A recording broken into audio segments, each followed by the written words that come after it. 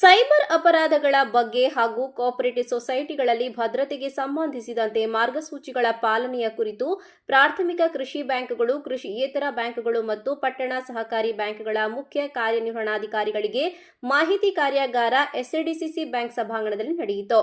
SCDCC bank ಅಧ್ಯಕ್ಷ doctor MN Rajendra Kumar ಈ ಕಾರ್ಯಕ್ರಮದ ಅಧ್ಯಕ್ಷತೆಯನ್ನ ವಹಿಸಿದ್ದರು. ಈ ವೇಳೆ ಮುಖ್ಯ ಸಂಪನ್ಮೂಲ ವ್ಯಕ್ತಿಯಾಗಿ ಮಾತನಾಡಿದ ಮಂಗಳೂರು ಡಿಸಿಪಿ ರವಿಶಂಕರ್ ಕೆ, ಜನರು ಹೆಚ್ಚಿನ ವಿಶ್ವಾಸದಿಂದ ಸಹಕಾರಿ ಬ್ಯಾಂಕ್ಗಳಲ್ಲಿ ಹಣ ಹೂಡಿಕೆ, ಚಿನ್ನದ ಅಡವಿರಿಸಿ ಸಾಲ ಹಾಗೂ ಹಣ ಠೇವಣಿ ಇರಿಸುತ್ತಾರೆ. ಗ್ರಾಹಕರ ನಂಬಿಕೆಯನ್ನ ಉಳಿಸಿಕೊಳ್ಳಲು ಬ್ಯಾಂಕ್ ಸಿಬ್ಬಂದಿಗೂ ಪೊಲೀಸ್ ಇಲಾಖೆಯಷ್ಟೇ ಜವಾಬ್ದಾರಿ ಇದೆ ಎಂದು ಹೇಳಿದರು. ಸಾಮಾನ್ಯವಾಗಿ ಯಾರೇ ದರೋಡೆ ಕಳ್ಳರು ಬಂದಾಗ ಅವ್ರಿಗೆ ಅರಿವಿರ್ತದೆ, ಎಲ್ಲಿ ಫಸ್ಟ್ CC ಕ್ಯಾಮ್ರಾ ಟಾರ್ಗೆಟ್ ಮಾಡಿ ಅದನ್ನು ಡ್ಯಾಮೇಜ್ ಮಾಡ್ತಾರೆ, ಅದರ DVD ಸಮೇತ ತೊಗೊಂಡು ಹೋಗ್ತಾರೆ. ಬಟ್ ಅವರು ಕಾಣದ ರೀತಿ ಹೈಟು ಮತ್ತು ಹಿಡನ್ ಪ್ಲೇಸಸ್ಸಲ್ಲಿ ಇಟ್ಟಿರುವಂಥದ್ದು ತುಂಬ ಹೆಚ್ಚುವಂಥದ್ದು.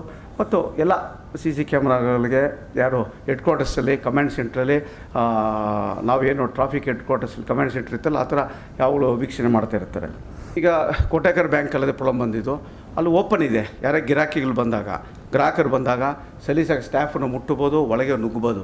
ಬಟ್ ಅವರು ಸ್ಟಾಫು ಕೂರುವ ಸ್ಥಳ ಮತ್ತು ಯಾರು ಕಸ್ಟಮರ್ಸ್ ಗ್ರಾಹಕರು ಬರೋ ಸ್ಥಳದಲ್ಲಿ ಮಧ್ಯ ಗ್ರಿಲ್ ಇಟ್ಟಿದ್ದಾರೆ.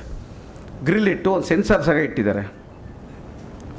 ಹಾಗಾಗಿ ಯಾರೇ ಬರಲಿ ಒಂಥರ ಗ್ರಿಲ್ ಕ್ಯಾಬಿನ್ ಸ್ಟಾಫ್ ಸೆನ್ಸರ್ ಇರುತ್ತೆ.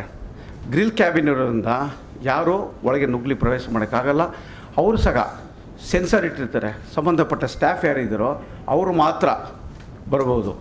ಹೆಚ್ಚುವರಿ ಎಸ್ಪಿ ಅನಿಲ್ ಭೂಮಾರೆಡ್ಡಿ ಅವರು ಮಾತನಾಡಿ, ಬ್ಯಾಂಕ್ ಸಿಬ್ಬಂದಿ ಸುರಕ್ಷತಾ ದೃಷ್ಟಿಯಿಂದ ಪೊಲೀಸರೊಂದಿಗೆ ಸಮನ್ವಯತೆ ಹೊಂದಿರಬೇಕು ಎಂದು ತಿಳಿಸಿದರು. ಪಬ್ಲಿಕ್ ಸೇಫ್ಟಿ ಆಕ್ಟ್ ಅಂತ ಬಂದಿದೆ. ಎಷ್ಟು ಜನಕ್ಕೆ ಗೊತ್ತಿದೆ ನನಗೆ ಗೊತ್ತಿಲ್ಲ. There is something called Karnataka public safety enforcement act ಅಂತ ಬಂದಿದೆ. 2017ರಲ್ಲಿ ಬಂದಿದೆ. It is a small act which gives tremendous amount of powers to the police.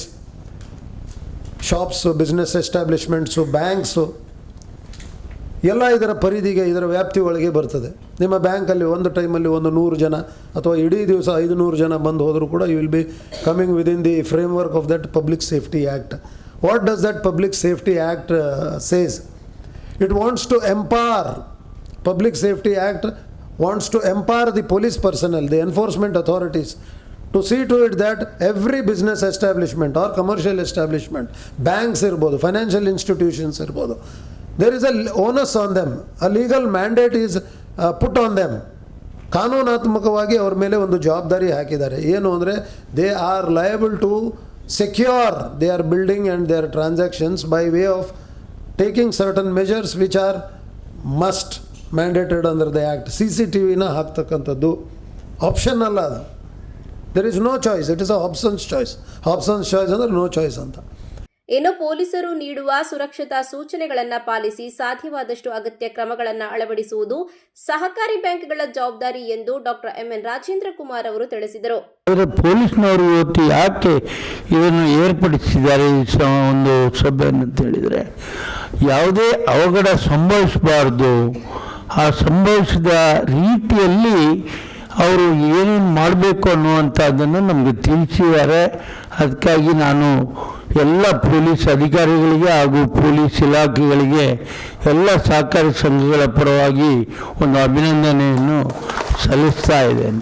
ಕಾರ್ಯಕ್ರಮದಲ್ಲಿ ಎಸ್ಸಿಡಿಸಿಸಿ ಬ್ಯಾಂಕ್ನ ಉಪಾಧ್ಯಕ್ಷರಾದ ವಿನಯ್ ಕುಮಾರ್ ಸೂರಿಂಜೆ, ನಿರ್ದೇಶಕರಾದ ಶಶಿಕುಮಾರ್ ರೈ ಬಾಲ್ಯಟ್ಟು, ದೇವಿ ಪ್ರಸಾದ್ ಶೆಟ್ಟಿ ಬೆಳಪು, ಮೋನಪ್ಪ ಶೆಟ್ಟಿ ಎಕ್ಕಾರು, ನವೋದಯ ಗ್ರಾಮ ವಿಕಾಸ charitable trust trustee Megharaj Jain, ಜಿಲ್ಲಾ ಸಹಕಾರಿ ಉಪನಿಬಂಧಕ HN ರಮೇಶ್, ಬ್ಯಾಂಕ್ ಮುಖ್ಯ ಕಾರ್ಯನಿರ್ವಹಣಾಧಿಕಾರಿ ಗೋಪಾಲ ಕೃಷ್ಣ ಭಟ್ ಮೊದಲಾದವರು ಉಪಸ್ಥಿತರಿದ್ದರು.